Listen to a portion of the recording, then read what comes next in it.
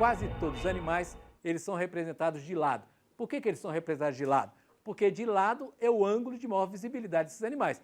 E de lado também você pode excluir todos os detalhes. Você pode ter uma exclusão de detalhes, tá legal? Então é o caso dessa vaca formidável, com esse ventre extremamente crescido. E vejam que ela recobre um outro animal ocre que estava representado ali. É possível que aquele animal já estivesse pintado, aí o artista ele sobrepôs esta grande vaca com ventre acrescido sobre aquele animal ocre. Essa vaca, se nós tivéssemos uma visão mais detalhada dela, nós veríamos a técnica extraordinária que o artista utilizou, inclusive para fixar os pigmentos na ponta dos chifres e no focinho. Com um pincel, na realidade extremamente carregado e oleoso, ele pontuou ali porque... Bom, vamos ver se tem um detalhe. Eu não sei qual a imagem que vem a seguir. Vamos ver se a imagem que vem a seguir ela tem um detalhe da grande vaca preta. Não, efetivamente não tem. Mas olha aqui, ó, ali, acompanhando o chifre da vaca, primeiro ele desenhou, vocês estão vendo o movimento ali sinuoso, o movimento sinuoso do chifre da vaca, e lá na ponta ele fixou os pigmentos pretos de uma maneira muito intensa. Tá vendo? Primeiro ele deixa aquela superfície ali tal, sempre, e lá ele fixa os pigmentos. Bom, e vai ocorrer isso também aqui com o focinho da vaca tal. O que ocorre é por que essa vaca ela tem um ventre tão crescido, as pernas pequenas e a cabeça pequena. É possível, é uma hipótese, não é certo como ouro em pó, é apenas uma hipótese tal. É que é possível que esses animais, devido às mudanças climáticas, eles estivessem escasseando. E essas sociedades viviam, sobretudo, da caça e da coleta. Bom, no momento em que eles representam no âmago da Terra, eles podem entender o âmago da Terra como um ventre. Não pode? Não sei. Essa é a hipótese. A gente pode entender, por exemplo, nas civilizações da antiguidade, a Terra era considerada deusa-mãe. A mãe. Tanto quanto da terra nascem os vegetais, do seio da terra nascem os vegetais, do útero feminino nasce a vida. Então você tinha efetivamente essa associação entre as deusas mães com mulheres e a terra. Em algumas culturas e civilizações, essa associação efetivamente existe até hoje. Então, representando, como essas figuras começaram a se escassear, é possível que, representando essas figuras com um ventre acrescido no seio da terra, os artistas pré-históricos, as civilizações pré-históricas, as culturas pré-históricas estivessem desenvolvendo aí uma espécie de magia da procriação. Como se você representasse figuras como a vaca, com ventre crescido, você estivesse, por meios mágicos, atribuindo-se um valor mágico às imagens, você estivesse garantindo a perpetuação dessa espécie por meio da procriação. Talvez seja essa a razão, quer dizer, uma magia da procriação no seio da terra. Finalmente encontrei a expressão. A expressão é o seguinte: é uma magia da procriação no âmago da deusa mãe, que é a terra. O que significa, como essas representações estão muito no interior da terra, e na realidade as figuras são representadas com o ventre acrescido, é possível que essas figuras sejam entendidas pelo artista pré-histórico, pelas civilizações pré-históricas, como aquelas que garantem a sobrevivência desses animais, o que afinal era essencial para a sobrevivência do homem do Paleolítico, tá certo? Então talvez por isso que o ventre seja tão acrescido, as pernas tão pequenas e a cabeça também.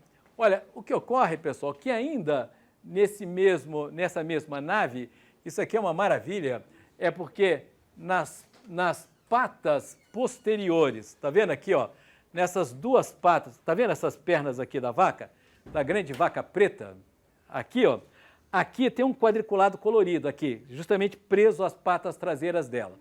Esse quadriculado colorido é, segundo o Braille, é um brasão heráldico, olha que maravilha, é que são figuras retangulares, é de cores diferentes, completamente abstratas para nós, porque nós não conhecemos significados, essas figuras se encontram presas, se encontram associadas às patas traseiras da grande vaca preta. O que significa isso? A gente não sabe, mas olha as cores, é a cor preta, é a cor ocre e a cor amarela. Ó, vocês não se iludam que isso aqui não é azul não, tá legal? Isso não é aqui azul não. Aqui é uma tonalidade do preto. Não havia azul, não havia verde, não havia branco e, no entanto, eles tinham contatos com pigmentos brancos. Quando você ultrapassa e quando você entra na nave, à esquerda, você tem essa grande vaca preta. Essa grande vaca preta, depois, ela foi praticamente vocês querem ver? Olha, é a célebre vaca do Picasso. A vaca do Picasso é ótima, né? Mas olha, vocês querem ver? Aqui é uma gravura do Picasso.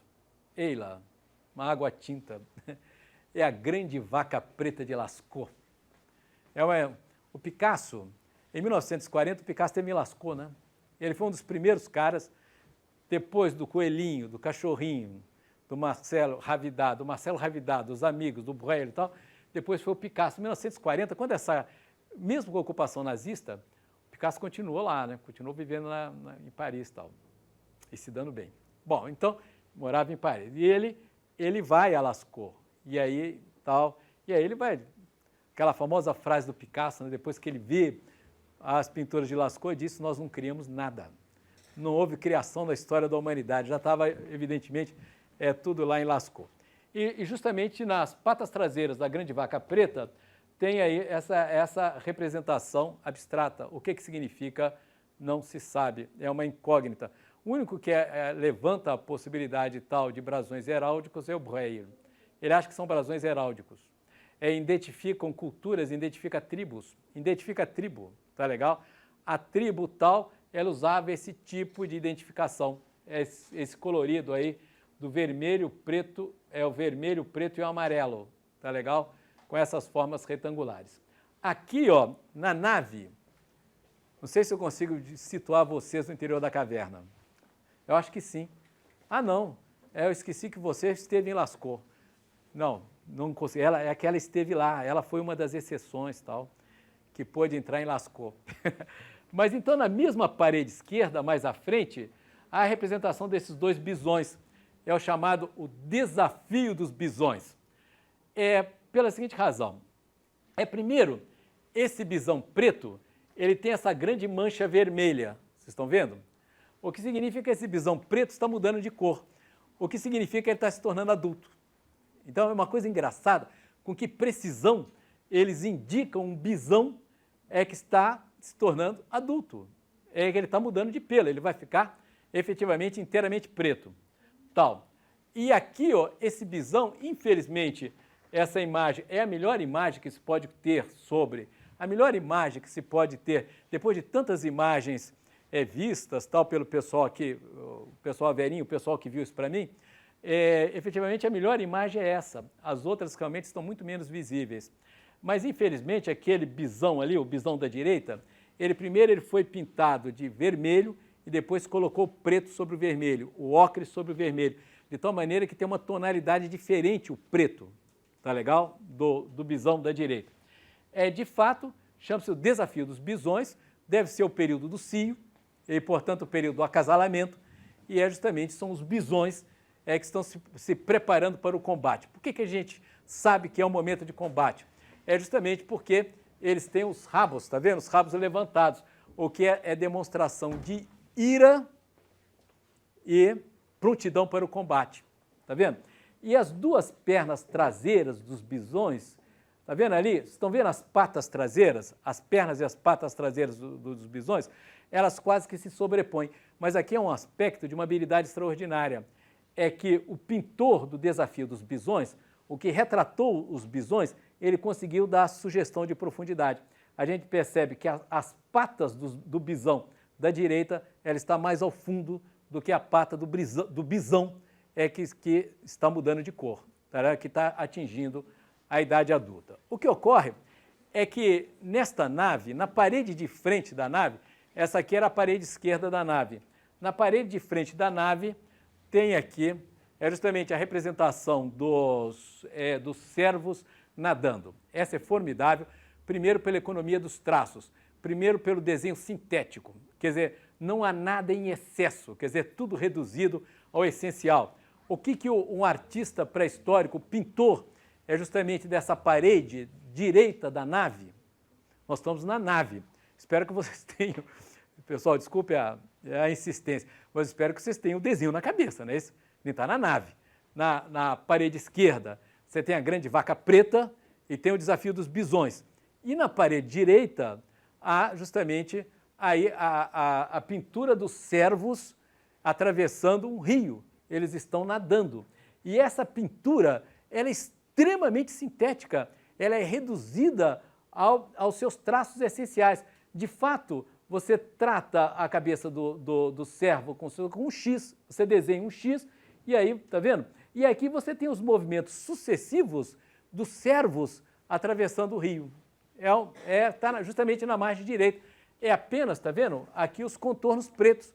Você vai fazendo o contorno preto, você traça um X aqui, ó, vai fazendo o contorno preto e o movimento dos cervos atravessando os rios. O que ocorre é que mais à frente a gente sai para o divertículo dos felinos. O divertículo dos felinos é extremamente reduzido, é um espaço realmente extremamente hostil e a pintura não é de boa qualidade. Tem a novidade no divertículo dos felinos, que é a representação do animal de um cavalo de frente, o que é uma exceção, porque em Lascaux, a pintura, os artistas, eles escolhiam o ângulo de maior visibilidade, que é justamente o lateral. Eles dispõem as figuras de maneira lateral. Esse daqui eu acho muito interessante. É primeiro pela simplicidade, a síntese dos traços, etc. tal, e segundo pela sugestão, efetivamente, dos animais nadando, atravessando um rio. Tá bom? Olha o movimento, olha como ele consegue sugerir o movimento justamente na posição da cabeça dos cervos. Bom, aqui eu disse para vocês que nós deixamos o divertículo dos felinos de lado, aí nós voltamos à direita, a abside, e a abside há mais de 100 figuras na abside, e uma das quais é realmente muito interessante, que é o cavalo preto. Mas deixando a abside, ultrapassando a abside, nós chegamos ao poço. No poço há um declive, não é, de 5 a 10 metros no poço. E lá no poço, depois que a gente desce, quer dizer, a gente passa a abside, desce, aqui há basicamente 10 metros, e lá há um espaço semicircular em que é representada aqui uma composição. Aqui há, na realidade, alguns aspectos extremamente diferentes, específicos da pintura em Lascaux, que é, primeiro, a representação de um ser humano, vocês estão vendo aqui, ele tem uma máscara de pássaro, tá vendo? Ele está caído num êxtase xamânico, ele tem uma mão de 4 dedos, tá vendo? Tal. É possível que esteja ligado a algum rito de fertilidade devido à exposição narcísica. Olha lá a exposição narcísica desse xamã, desse presumível xamã. Tá vendo aqui, ó? Tal. Ele cai num êxtase na frente de um bisão ferido, tem uma zagaia que corta o bisão, estão vendo aqui no meio, e expõe as vísceras do bisão. Ele está ferido. Aqui tem, parece que é um tótem, uma figura de pássaro. Aqui no chão tem uma flecha, por isso é chamada, por isso justamente esse espaço é chamado de a flecha da abside. Sabe por quê? Que a abside é justamente a entrada do poço. E aqui, quando a gente ultrapassa a abside, estou fazendo uma confusão, não estou? Você ultrapassa a abside, você cai nesse espaço. Aí você desce, você ultrapassa a abside e faz assim, ó, desce. Aí você tem esse espaço. Nesse espaço, você tem dupla novidade. Quais são as novidades? A representação de um ser humano, que é única em Lascaux, porque Lascaux é só representação de animais, com exceção dessa figura que possivelmente é um feiticeiro, é um xamã. E a segunda novidade, que aqui há uma composição, há uma história. Presumivelmente há uma história. É porque o xamã, utilizando uma máscara de pássaro, ele deita na frente do bisão ferido e ali tem um totem, é possível que seja um totem feito de pássaro, uma flecha. O bisão, ele é atravessado por uma zagaia. Olha, veja o pelo do bisão, é como está eriçado, o que significa que ele está pronto para o combate, ele está pronto para justamente atacar o xamã, mas o xamã mostra, bom, essa é uma hipótese, ele demonstra para os membros da tribo seus poderes mágicos, se arriscando naquela posição frente a um bisão ferido. Coisa que ele demonstrasse, eu sou realmente poderoso, eu sou capaz de sobreviver mesmo na frente de um bisão poderoso e ferido. Aqui, para completar essa composição, tem um rinoceronte, vocês estão vendo aqui o rinoceronte? Tal, e o rinoceronte que toma essa atitude insível, porque o que existe aqui são essas, justamente, esses pontinhos, tal, ou que são representações, aqueles pontinhos ali, justamente, ali, está vendo? Atrás do rinoceronte. Ou são, para usar a expressão do Bayer, brasões heráldicos, identificando tribo, ou demonstra o desprezo do rinoceronte para a cena que se desenvolve nas suas costas. Quer dizer, a gente não sabe, não consegue entender efetivamente qual o significado daqueles 6 pontinhos ali atrás do rinoceronte. Tá legal? Então, essa é uma cena, essa cena já se gastou muita tinta para tentar explicá-la, não se sabe qual é o seu significado. O que se sabe efetivamente é que é possível que aquela figura seja xamânica, seja a figura de um feiticeiro em êxtase e alguma coisa relacionada também à procriação, já que o feiticeiro se apresenta daquela maneira, né? Se apresenta com aquela exposição narcísica extraordinária, né? E aqui, uma flecha tal. Por outro lado, é uma maravilha, justamente, então, aquilo que a gente sabe muito, porque nós dividimos em 3 categorias, não dividimos? Aquilo que a gente sabe mais ou menos, aquilo que a gente sabe muito e aquilo que a gente não sabe nada, mas que a gente levanta as hipóteses, tal.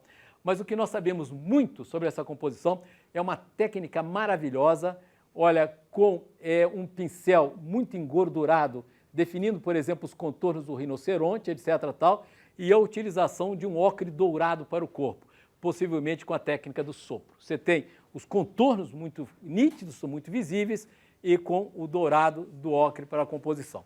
Por outro lado, essa é uma grande sugestão de modelado, eu tinha esquecido de dizer isso, as figuras são extremamente tridimensionais, e essa tridimensionalidade ela é sugerida por diversos aspectos. Primeiro, por uma utilização extremamente habilidosa do próprio suporte, da própria parede. A parede tem reentrâncias e a parede tem saliências, quer dizer, eles ajustaram as figuras às condições do suporte.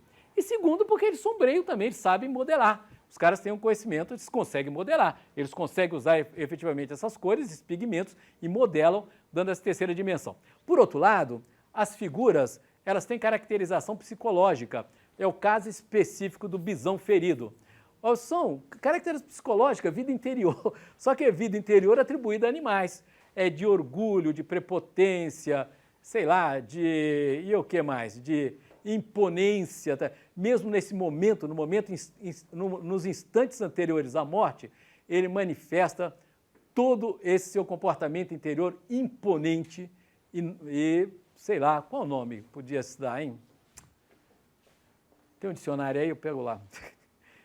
É isso, essa grande manifestação, efetivamente, de vida interior. Então, Lascaux termina aqui no poço, mas além dessas figuras, tal, havia, olha aqui é um detalhe do rinoceronte, olha que beleza, tal, os contornos do rinoceronte e um ocre dourado para o corpo do rinoceronte.